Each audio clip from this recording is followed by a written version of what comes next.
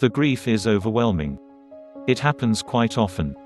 The Star Spangled Banner is laid over a coffin. A hero has risen cause we've lost a 1%er. The people who fight so that our lives can be better. His name was Sergeant Johnson. David Johnson. Let's talk about the man and not about all the nonsense. ... He lost his mother at the young age of 5. But that did not derail his vision, his ambition and drive. After high school he got a job at the Wallmart. Then he grew into man and tied the knot with his sweetheart. That was Myeesha. She brought out his best. Later her name was tattooed across his chest. They brought into the world a little girl and a boy. With a baby on the way, this growing family was his joy.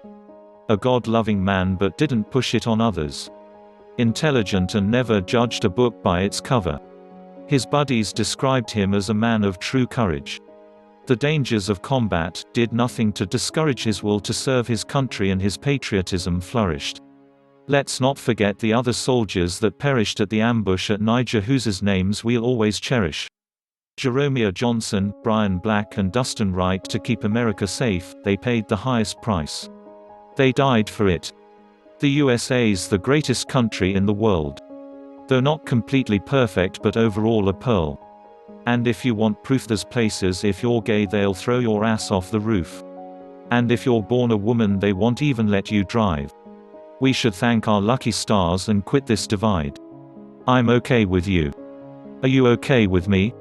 If the answer is yes, let's get down with Cardi B. Before I do the cumbia I better shut up. It's about the fallen heroes, so I'm gonna wrap up. Thank you for your service and for having the guts to fight our country's battles. Thank you all so much. For Normandy and Nam, Afghanistan and Iraq.